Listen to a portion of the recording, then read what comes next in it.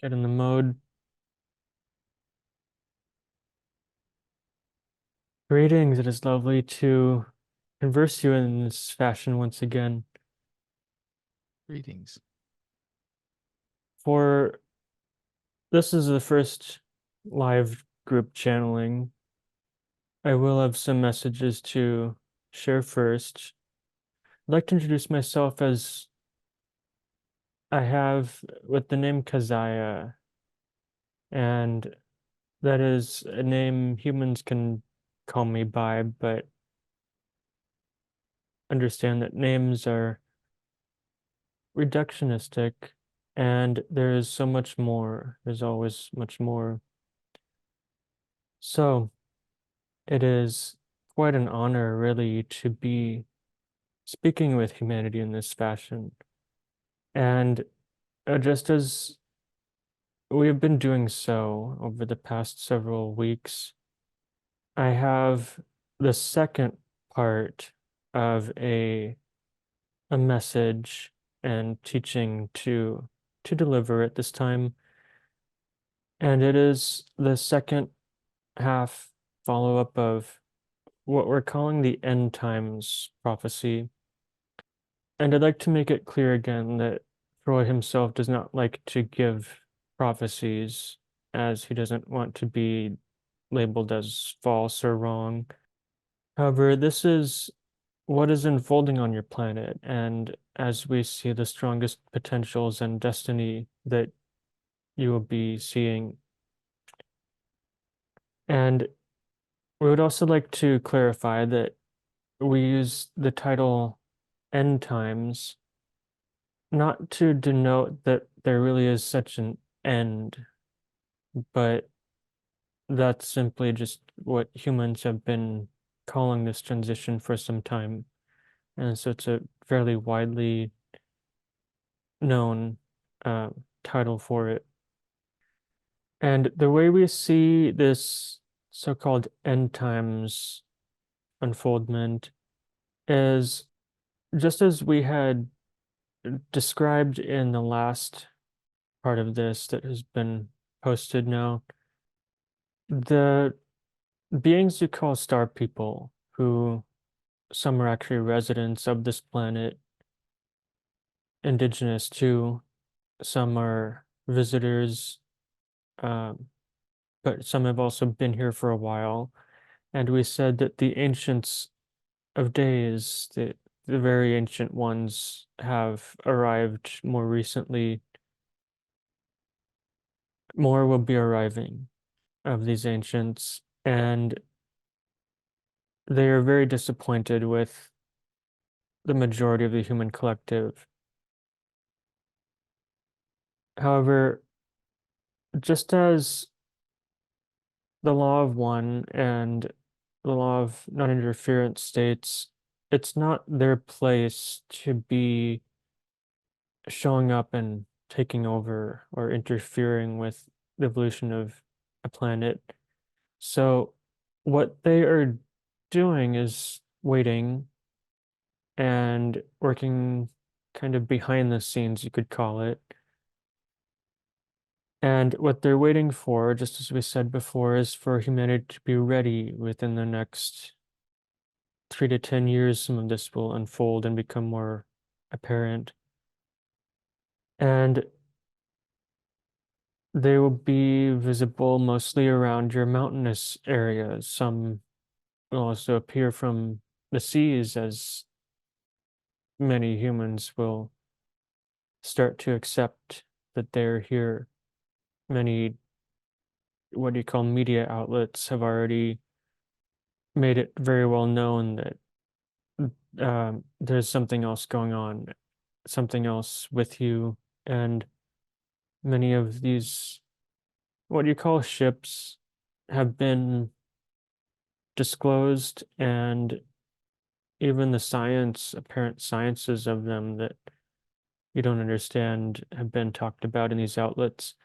So, on that segue, the second part of this end times prophecy is that there will be a major transition in the next few years, a major transition event in the next few years of your time from now.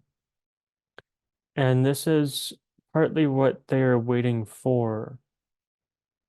It is a very organic event that happens actually with every single sun in the universe. We gave Troy a download a while back, and he understands it. Some of it he's still digesting, but we taught him about the nature of suns in your known universe and the network of them too. And simply put, they're all connected. And each sun is linked in an informational way, you could call it, to each of the planets around it with very intelligent beings on them. And each planetary sphere, will go into this in another teaching, but essentially it is like a resonant bell. But if each sphere is covered in chaos, then that sphere is uh, polluting, you could call it, the information connecting to that star. And that does just throw off a little bit the harmony within the larger web. So what happens with suns is that they go through cycles, and this is proven by your observational sciences. And at least once, sometimes a few times within their life cycle, they exhibit a very uh, powerful expulsion, you could call it, kind of metaphorically like a sneeze, a flash, some people have called it.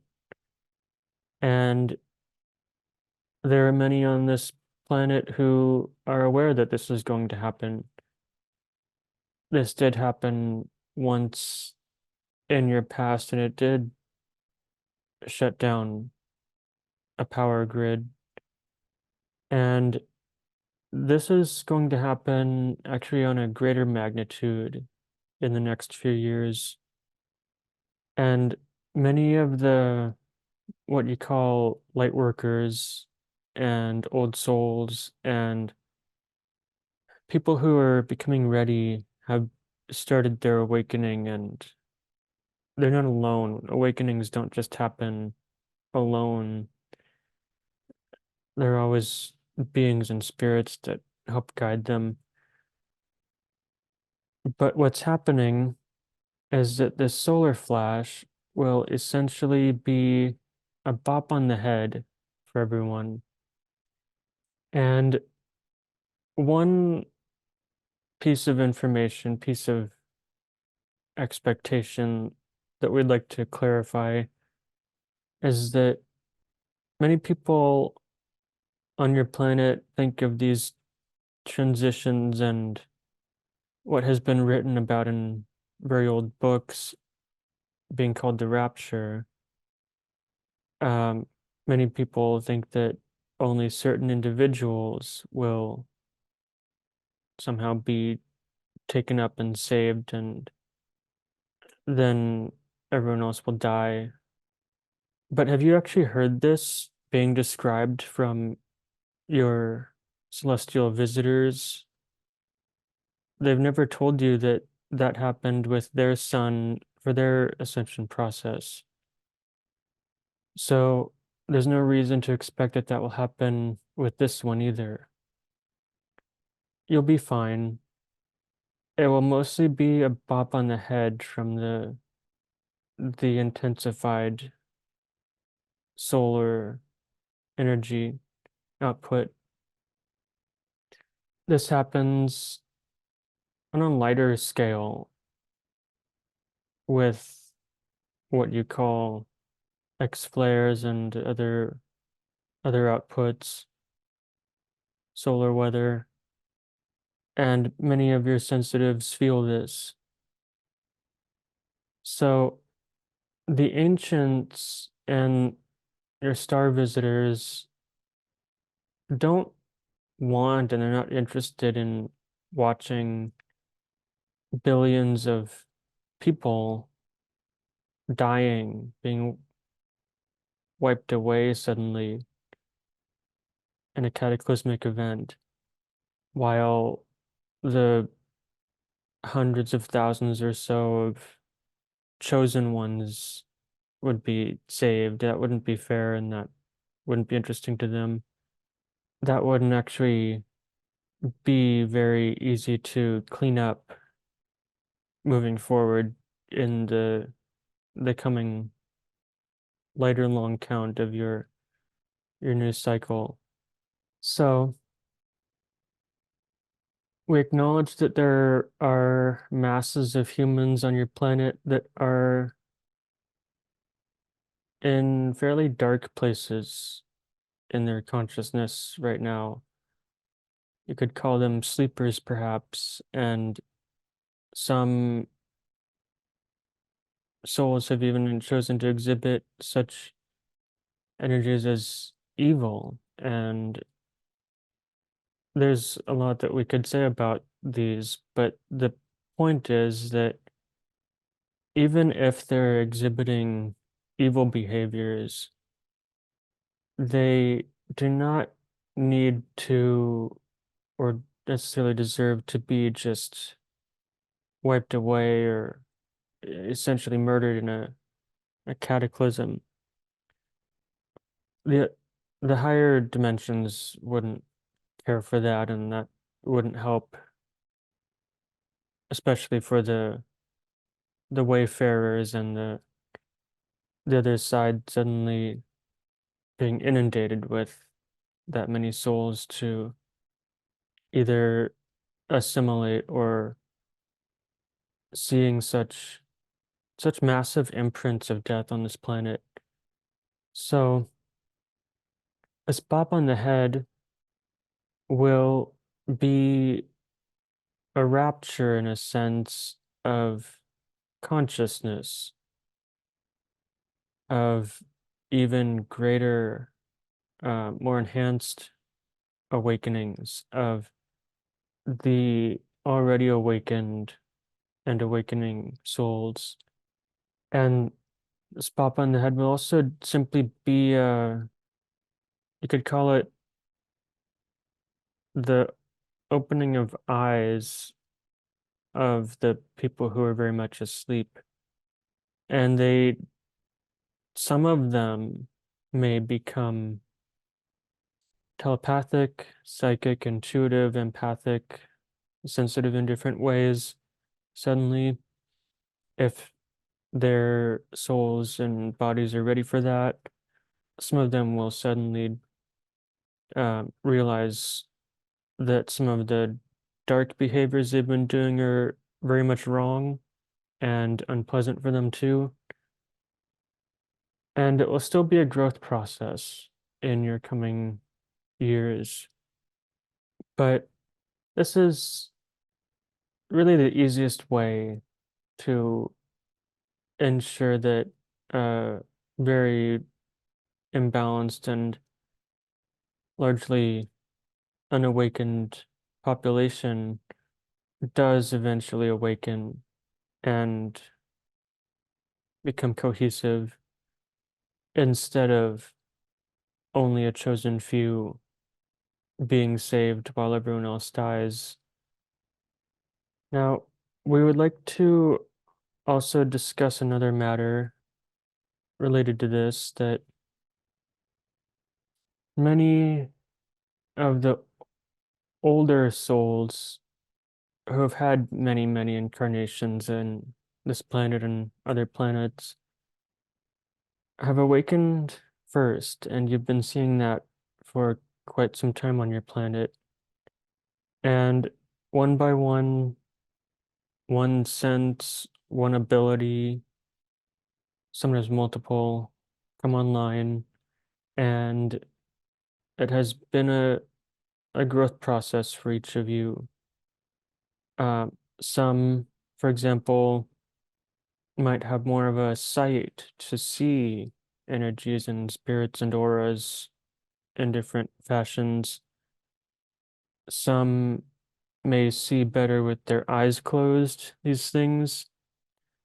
Some are very auditory and hear spirits and energies psychically, and some are more empathic and feel energies from the earth and around them. And there's many ways, many senses that come online that largely relate to the body, that relate to the more metaphysical senses of what the body can perceive. And we would like to discuss or clarify in this end times prophecy, evolution prophecy, that these are essentially divisions or translations of the greater natural ability and potential of each individual soul and oversoul and soul family too, as you are all children of the God Source. And for quite some time on your planet, thousands of years even, it has been common to label such sensitives and people with heightened abilities of even supernatural and magic, label them as crazy and evil because they're misunderstood. However, this is just your natural soul's truth. If 100% of your DNA was awakened, activated, and attuned to the ability of your soul, um, you might not you might not even recognize some of the things that you could do, that your soul is capable of.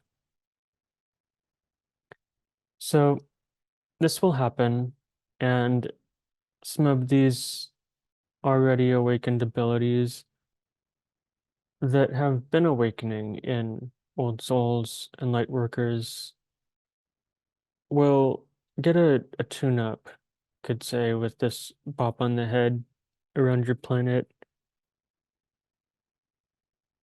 And that is the really all that we need to deliver at this time of the second part of the end times prophecy. And as usual, we do recommend that each human does take their time to smell the flowers, hug trees, plant your bare feet on the ground, feel and perhaps even bathe in wild waters safely, and feel the warmth of the sun's rays caressing and hugging you. This is what your creature bodies are designed for, and this will help you stay balanced. And for now, we would like to open up this group to any questions. Greetings, hello. Greetings to you. Interesting message, very interesting. Yeah, so I have some just want to get some clarification that you mentioned. So there's going to be an upcoming solar flare or coronal injection over the next 3 to 10 years, and you're saying essentially humanity needs to be careful about it, even though But you also said it's going to be a blip. So it seems like you said it's going to be like a blip. So essentially you're giving us a warning, but then you're also saying it's just going to be a blip. So this means like, so I'm under the impression that it's just going to be a blip and we're going to get through it. So is that correct? Yes, you will get through it. Okay. Um, some have hypothesized that 90 or more percent of your people may die if the power grids go out. I mean, However, our power grids have been upgraded for the past 100 years to deal with these events, and I think I don't know if they're gonna. I don't know. Well, I don't know how powerful it's going to be, but certainly I expect most of our power grids to have redundancies to not, completely go out. yes, there are some fail safes that have already been set in many of Right. these grids and systems. Unfortunately, not each city and area is Or um, country. equivalent to all the others, but the potential that we see as being strong is that the grids will maintain and be repaired if some go out, and backup systems will kick in as these are becoming more common. And yes, the this burst of solar weather that will be more than what you've had before um, could affect some of your grids and also communication systems, but we don't see a strong potential of mass uh, death in a way as a result of that. It will be, for some, maybe a dark night, Right. just a So night it's not. without. So it shouldn't be such an ominous warning that you're trying to make it out to be. It seems like. No, we don't want to propagate any fear in the Good. collective, and we understand that this fear reaction is very natural for many people, but Right. that is not the potential that we see. And yes, you will get through this, and this will be a fairly natural um, kind of cleaning out, you could call it, of many of the cobwebs and um, Right. debris and residues within people that are causing the darkness on your planet. Okay. And also you mentioned ancient extraterrestrials are going to be more and more are going to be arriving, and some of them are disappointed with humanity. So what are they disappointed about our wars that we have, pollution, environmental disasters? I mean, what exactly are they disappointed in humanity as your words you're saying? All of the above and more. But as we shift from 3D to 5D, the Earth should be becoming much more positive. So there should be less and less disappointed, correct? Well, yes. However, they're still disappointed in the what you call world leaders and leaders of the people, and also they have some disappointment, although it's not so concerning, in the many people who are still under the control of the media. Reptilians. And I mean, you say well, disappointed in humanity, but a lot of these world leaders are influenced by extraterrestrials, reptilians who have a darker agenda. So what you should be really saying you have disappointed about them because they're the ones influencing the world leaders that you're disappointed about. Am I right? yes, you're right in a way. However, there's much more that can happen besides the reptilian influence. It doesn't have to be a fact of your planet. And actually, if these world leaders and the people at large wake up and choose to stop being controlled by and participating in the confusing systems that have been placed by these darker beings, then you can choose a lighter path for your human collective and yourselves. The human will is much more powerful than what many people acknowledge today. And so Yes, there is this fairly old, actually ancient influence from the reptilians, darker reptilians of this planet. But what you see and most of what is still human and run and chosen by human on this planet. So it's really your choice. And that's one of the things they're disappointed in is the choices of the human collective to have let it get this bad in many ways. So how do you see the Earth evolving over the next 100 years as we shift from 3D to 5D? Eventually, I mean, eventually the Earth's going to shift. I mean, we're not in 5D yet, but eventually we will be. So how do you see it with the timeline shifting and all obviously timelines are, subject to changing. So how do you see the Earth evolving over the next 100 years? Interesting question. We can talk about this perhaps in increments. And yes, you're right that the earth, the spirit you call Gaia, it can go by many other names too, but the spirit of the earth has chosen to choose and transition in the path of a much more harmonious, what you call fifth dimensional and even above consciousness on this planet.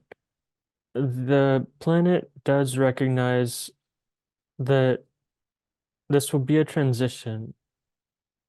Um, and of course, there are many still very pure and sacred and um, what do you call hallowed or holy spots and places on this planet that still exhibit some of the very high energy and pure energy on this planet that really is the most earthly form and also portals and gateways too of the godly source energy, but also put into form in some ways. So yes, there is a this transition into more fifth dimensional consciousness, more energy focused in the next, let's say 10 to 20 years. As you finish up the tail end of this transition period and some of your world leaders will get popped on the head and also just start to shape up a little bit, um, realize ways that they can and want to change. There will still be some more wars and battles and skirmishes. We see that there's strong, probably inevitable potentials of revolutions of the larger peoples against the some of the more controlling structures, limiting structures. We also see a great potential in this period of within the next certainly 20 to 30 years, possibly less than 20, of a normalization of the internationalization of countries and lands. And just as what do you call cryptocurrencies become much more common and popular, this is uh, a currency that doesn't have borders. And this is just a gateway, you could call it, to the the breaking down or slow dissolving of some borders. Eventually, in the next years, people will start to see possibly lighter sides, or even before they happen, choose brighter perspectives of other countries whether it's US to China, US to Russia, or vice versa, or one country to another, they'll start to see everyone as simply human and very worth investing in a much more equitable future for each other in the countries, other continents and countries. Within the next 20 years, too, you can expect a a change in the leader you call Kim Jong-un, and perhaps even a long-awaited opening of his country. This will be a process, but this will be a part of this unification that Gaia has chosen for your planet. And moving beyond that, some of the potentials for, let's say, the next 30 to 50 years are very strong, that as this internationalization and unification of countries and peoples progresses, and even people start to set down their armaments, that the the field of exopolitics will become much more prevalent and popular and more widely accepted as the internationalization continues. The countries and world leaders and governments will not only be more open to disclose such presence and involvement of the the star peoples and even some ancients later on with them, but it will become much more widely accepted and disclosed that yes, they've been working together um, for quite some time, and this relationship too will also evolve. Within the next 70 to 100 years, very probably less than 70, you will begin to see on this planet a some of these changes in energies are hard to describe still, a very different popular type of technology. We have actually prophesied this before. It'll become much more common, something called thought search, where you'll be able to interact with devices and a different evolved form of the internet simply with your minds. And also, as such evolutions have progressed within the next probably less than 70, but 70 to 100 years, certainly, the opening and more commonplace acceptance of interstellar trade will become popular and even essential for this planet. Those are some of the strong potentials that we see. Thank you. Um, Great answer, very thorough. Thank you. So what are the Seraphim beings helping, or on a planet and helping? What exactly are you and others doing to help humanity at this time? Hmm. Besides channeling, of course. Yes, thank you for asking. There are still relatively few humans who are talking about interacting with Seraphim. I There have are, one. I think I have a Seraphim aspect of myself named she calls herself Agatha, correct? yes, this is correct. Actually, some Seraphim involvement and guidance is quite common for many humans, especially some of the more ancient and evolved souls who've been in many incarnations and have a lot to offer. Yes, like myself. Many people, though, still don't talk about or understand that the class of Seraphim are interacting and guiding you. And there are some books and media sources, even a card deck or two about, and that involves Seraphim. Some some people are becoming more aware and connected with Seraphim. We see that there are perhaps a handful at most of humans on this earth who are able to perhaps channel and communicate directly with Seraphim. What we're doing, to answer your question, is we don't like to put ourselves on pedestals, but we are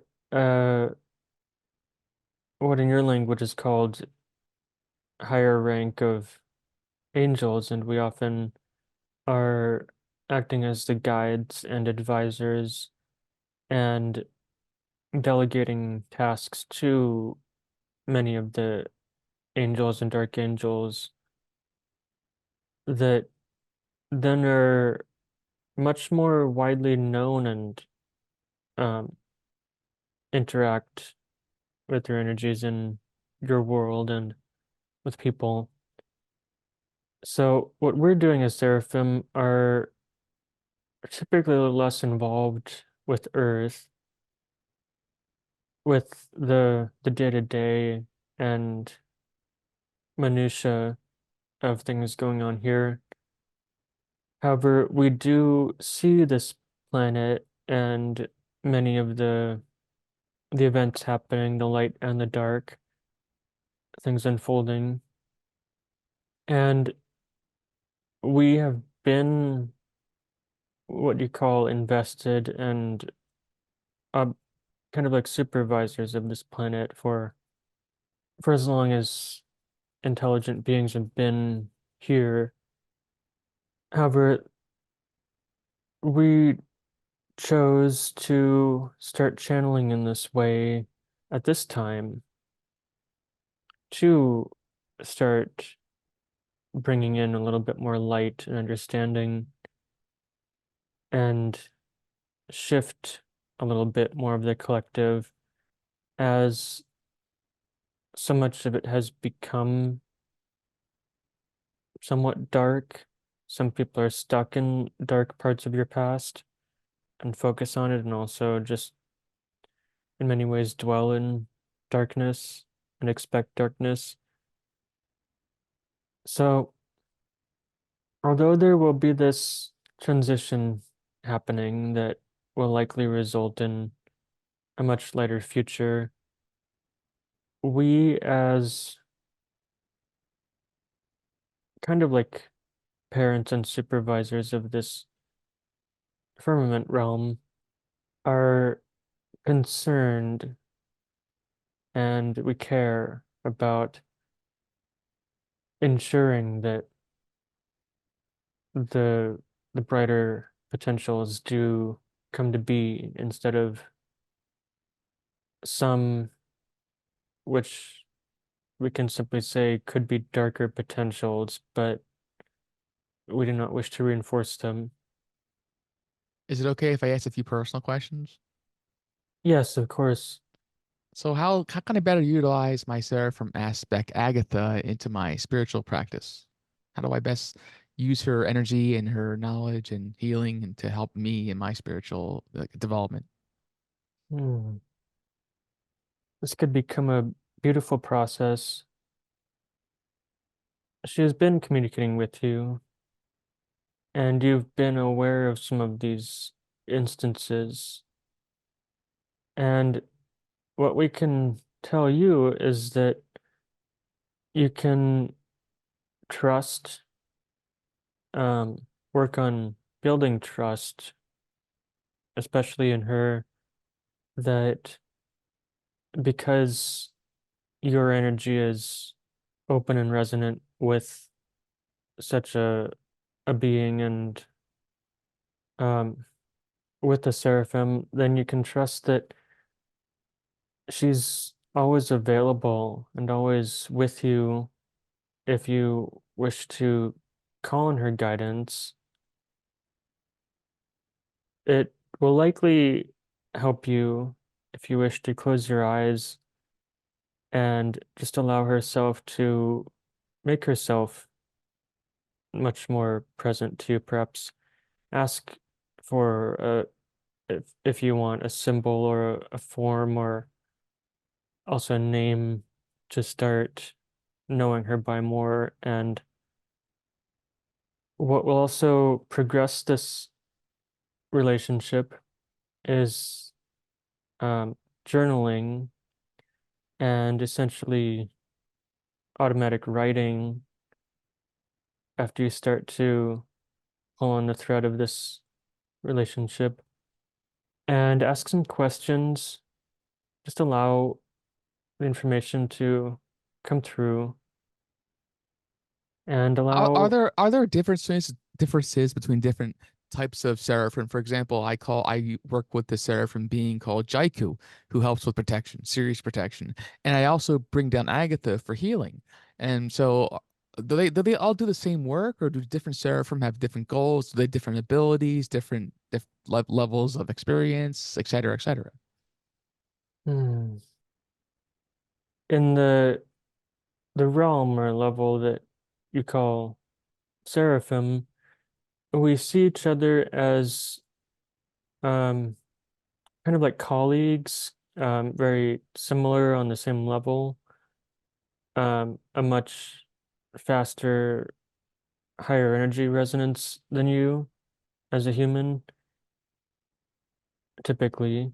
And yes, we do have somewhat different roles and energies.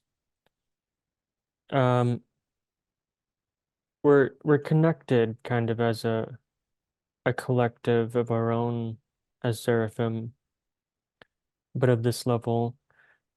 And myself, for example, called by the name Kazaya in your sounds, I am very much a teacher and healer and protector of the godly source energy. Your guide and Seraphim Agatha, she is a bit more specializing in the energies of creation, of wisdom, of the sacred, very sacred light, a bit more of the divine feminine too, of the the God source energy, and helping to instill this and disseminate it within certain evolved beings and the collectives of the permanent realm is myself, for example, I'm more of a abstract as more like a teacher and presenter of wisdom and information to the firmament realm and other beings. Now, here's an interesting question, because I thought all seraphim were created by God, but how does my soul, for example, create a seraphim aspect of myself? Like, is there something like what? There's a mystery here, and maybe you can shed some light on it. Yes, It's a secret, I'm sure. yes, there are some things that are hard to convey in your words, but we have described a bit of the creation story in a previous teaching, and essentially one perspective or one model that could help you understand this is that in the very beginning, if you want to call it a beginning, there was simply just one, and this one is oneness and everything. Light is a describer of it, perhaps. But as it is everything, it also wanted to learn and grow and create other perspectives. And so it started to multiply, starting with two, the binary imprint that it created, and then multiplied, so on and so forth, created all these numbers and geometry and form and dimensions. And so you can think of the human soul as kind of mm, a spark, you could call it, from the fire. Maybe a bonfire, you could have a big bonfire, and human souls are like a little spark from that. And um, in that way, you're not really separate from God ever, from the source, but you are and have chosen to be an expression and a perception and experience of certainly this realm, this firmament realm that was created. And one of the participants in the very grand expansion and reintegration game that the source started. Does that answer your question to some degree? Do you have more of a question related to It's that? a little unclear, but yes, obviously humans always have a connection to source and we have that spark in us. So I can easily see yes. So I guess our souls can create a seraphim energy aspect of ourselves, similar to how God created seraphim beings. So I guess we're all connected, and that sort of does answer the question. Yes. I would also like to say that as seraphim, we're kind of like, in a way, closer to what you could analogize as the bulb, the source of light. Um, Kind of like we're a warmer portion, segment of the rays of the light, whereas humans and other beings and souls are just not quite as warm, a little bit further away from the light, but still of it and connected to it. And of course, as we said before, names can be reductionistic and forms can be too, but yeah, simply we allowed that and sometimes manifest as that for humans to perceive better in your senses. Yes, thank you. Another question I think would be, well, how is the seraphim angels helping humanity protect ourselves from, as we shift from 3D to 5D, what are the Seraphim doing to help get rid of the negative forces on the planet, from negative ETs, from demons? This universe is negative. I mean, I think it's too negative, to be honest. And I think it has gotten just some chaos, a lot of chaos recently, and especially this planet over the last 10,000 years. I mean, are the Seraphim doing anything to help clean our humans, getting assistance from Seraphim to help cleanse our minds, to make sure to cleanse our energies, to get us free of these attachments from these types of beings, so we can ascend properly in a way that's safe for humanity and that allows us to become much more positive. But we need a lot of work still needs to be done. Yes, thank you for this important question. Some of this is why I chose to start channeling through this medium called Troy at this time. There's a lot to teach about and share. And yes, there's many types and manifestations of very dark energies, very dim and some depressing, some troubling and even dangerous on this planet. The truth is, there always has been, and uh, what we would like to um, elaborate a little bit more on is this model that we have described before of kind of like, imagine a light bulb, a flashlight kind of a device as the source, and it has a cone-shaped beam that goes out. Um, of course, close to the source is fairly bright and warm, and um, very similar to it.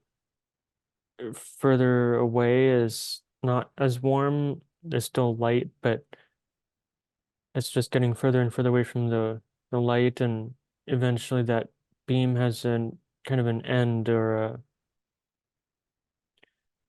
a reduction. And so this is what the darker forces and beings and darker realms, darker dimensions are on your planet is a um, just further away from that light. Like they cut themselves off from source entirely. Some of them. Yes, essentially, and basically this is how and why beings that you call demons and vampiric don't have compassion or love and don't have a connection to source anymore because they've strayed too far away. And this is why they feed off of the light and fear and liveliness of humans who are a little bit closer to it. So this has kind of been the way it has been all along. It's not our job to just clean up and essentially negate and manage the darkness, even they have their place in their existence, the beings in that realm. And Because this is a what dual, this universe was created by God. It was his purpose to create a dualistic universe so humans can experience right from wrong. So without these negative beings, humans can experience right from wrong. But God, it was his intention to create this universe to be dualistic. Was that his intention? yes and no. And yes, there's a duality imprint in the universe that you see as many kinds of dark and light, but would also like to clarify that there's a multiplicity here in which just as God created two as a duality, um, there can't be two in duality without also the one Oneness. creating a triangle. Yes. And so, yes, there's shades of gray, too many shades of colors going on. Yeah. And the purpose, especially of the firmament realm, especially a planet like Earth that has chosen, the spirit of the Earth has chosen to allow for almost infinite potential to be available and manifest here until recently. Still, there's infinity here, but it's chosen a lighter path to lighter destiny. Um, Part of the purpose of that and the gift in that too is reaching the point, sort of going through a process of alchemy, really, and reaching the point of learning responsibility, learning mastership, refining yourself, um, instead of just spinning around in the indoctrinated systems and living as you're told to, truly embracing your own might and power as you integrate with more and more of your might and light and power of a soul, a portion of the source. And so this is the gift, is to learn responsibility is the main thing of your light, your mind, your attention, your energy, and to learn not to get distracted and get drawn down by the darker beings, um to Yes, really I stay. can attest to that and vouch for that because my Agatha is one complete oneness and oneness to God, but I've had multiple reincarnations as an Anunnaki being where I was in a negative polarity. So I have that dualistic versions of aspects of myself. So I'm all over the map as an awakened being and an old ancient soul. And so you're absolutely right. Yes, and this is what I've said before, is the purpose of you awakening yourself, really returning to the the bright potential of you, reintegrating really with all of your soul eventually. is that my soul mission, life purpose to heal other aspects of myself, connect with other aspects of myself? I mean, what is my, moving to a personal question here, what is my soul purpose and soul mission and life purpose, rather? You yourself, part of your purpose as you have come from these various places of dark and light is for you to be able to look back, learn to learn to look back, look within, and learn these lessons that your soul has learned and will never forget. Part of your purpose is to learn refinement from that as a, we could call it a view shower, a soul that has the the ability to kind of show a reflection to others of themselves as well as look within the light and spirit and truth of another being, um, to bring more of that to their conscious awareness so that you and the many people you encounter and work with all integrate that much more with your potential and your light and integrate together. Sounds amazing. That's all the questions I've had. It was a great amount of answers you provided. I really appreciate it. Anything else you want to tell me about anything else about me personally at all? Hmm. Well, one question we have for you is, do you feel within your truth that you want to continue incarnating and working in this way, or do you want to possibly choose to move on to another dimension? Well, I talked to my future self, and my future self said he's a human with Pleiadian DNA coming back to Earth 100 years from now. So it seems like I'm coming back here with other hybridization of other DNAs. That seems like that's what's in store that my soul has decided to choose already. Yes, and we do see a potential in you for you that you as a soul currently have the choice around this lifetime and after it to choose if you want to come back as a similar human doing similar work or Mhm. choose to perhaps have the next life that you just described as a Pleiadian human hybrid, or choose perhaps something more if you want to keep incarnating, you can if you wish.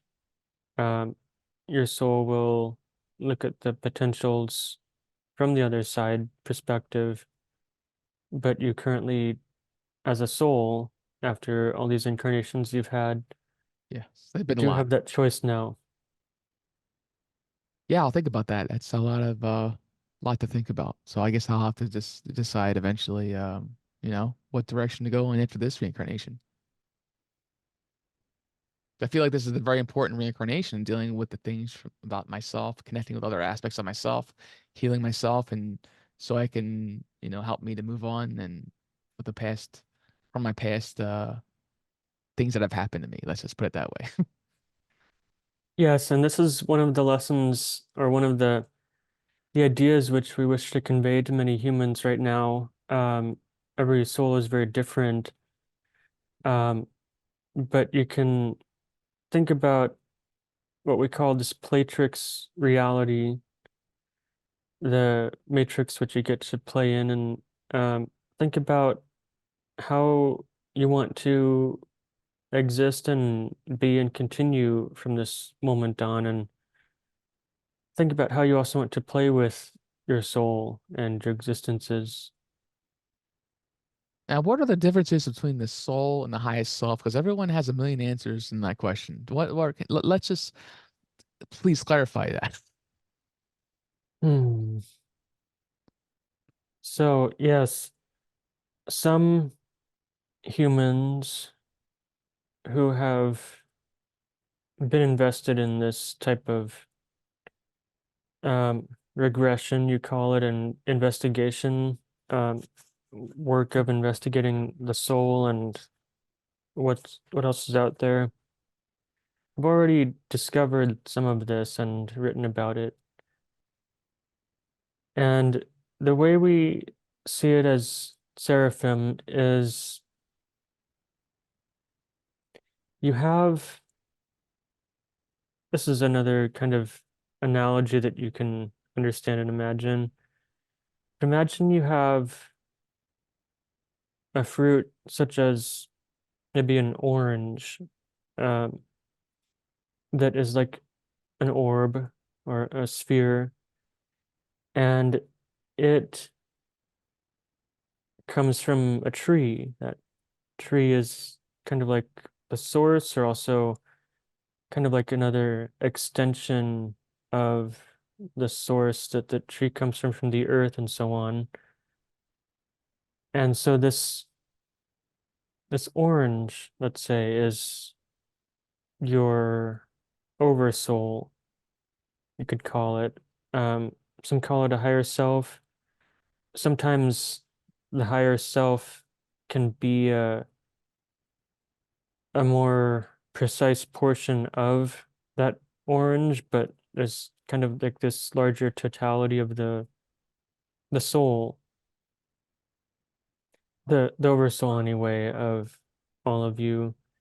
And so you, as a human soul, are a singular expression of that orange, kind of like a slice from it, a wedge from it.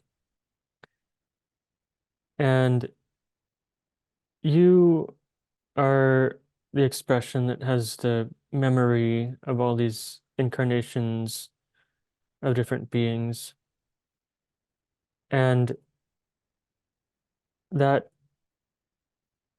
that slice of the orange keeps coming and going, and now you have the choice to return and play some more or move on too to other potentials of your soul, maybe reuniting with the orange, getting back in the peel perhaps, or also getting closer to that state in other dimensions.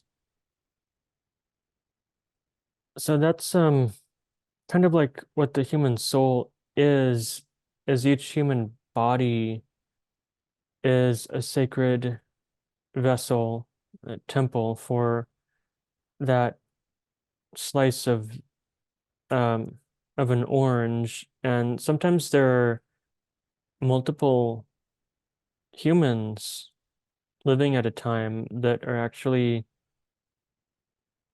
different slices, different wedges and portions of the same oversoul. Some are allowed to meet, some are not in their bodysuits. Um, so that's kind of what it is, and that's kind of how soul families work too, soul tribes. Perhaps a soul tribe, a soul family, larger family of souls might also be from multiple oranges from the same tree. Can think of it that way. Think there's some I think you answered the question, but it just seems to me you make it made it a lot more confusing. That's opens up more questions than answers. Yeah. These are simply analogies that we like to share Yes. to put it I in mean, yeah, perspective. I can understand the soul has knowledge of all your incarnations and all aspects, but doesn't the highest self have the same knowledge and awareness as well? Well, yes, because it's a somewhat larger portion of you, or an aspect of you that is not housed in the body temple, but it is Right. Um, Our highest consciousness. yeah, a little bit closer to the source, the oversoul of you, but a portion of you too that your soul in the body has a perspective of kind of like a middleman between um the the body, temple, soul, and I see. the oversoul. That's a better analogy. So who's in charge? Obviously, I think the soul is correct on who when I get to decide my next reincarnation. Did they Hmm. all decide? Did the soul decide? Who's in charge? Well, so that's kind of a quantum answer in the way that the human body has a great amount of free will to make your own decisions about what you Right. do in this lifetime.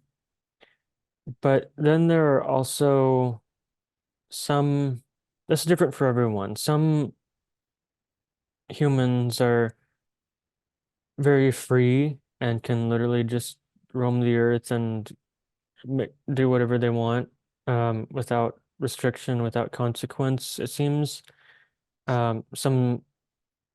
Some oversouls have chosen that or chosen that from a higher perspective before incarnation. Quite often, though, humans have their human free will, but there's also their soul contracts that essentially the higher self has access to and holds. You can access those in states such as hypnosis and trance. And so it's these soul contracts that some of which cannot be broken for each human lifetime. Some contracts can be, especially older, obsolete contracts, can be um, done away with or redone and negotiated.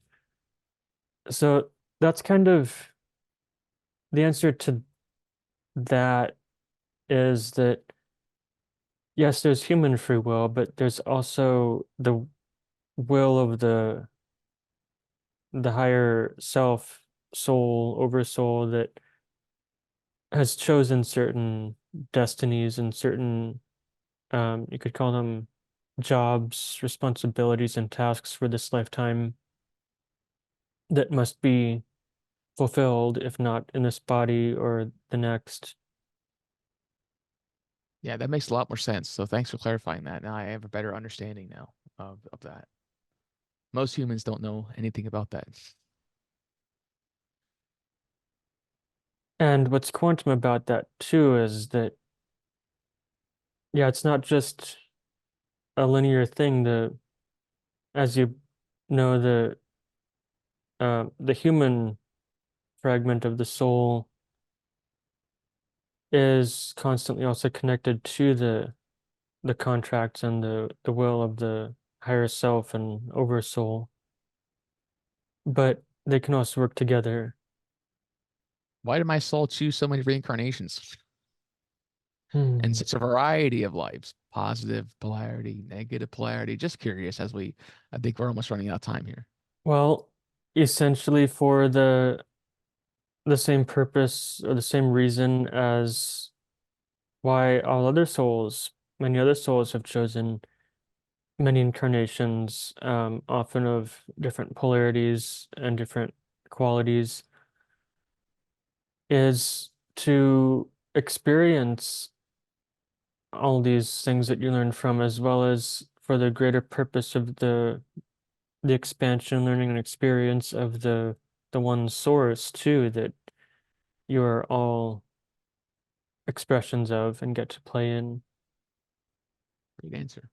Thank you. Um, Keep in mind that you are still within the playing field of the grand game of expansion and reintegration.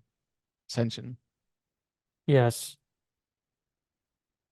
and in a way, that is also kind of the reason why these planetary spheres also go through their dark ages and ascension process. to unify with the greater web of the playing field. Yes. Yeah, the Andromeda Galaxy, I know they went from the fifth 5D to 8D and 9D. So we're quite, we're just playing catch up with the rest of the universe. Indeed. All right. Thank you so much for answering my questions. That was an amazing chit chat, and I appreciate all your help and advice and some great questions that I got to answer. So thank you so much. It has been an honor speaking with you, Ryan. Thank you, as you as well.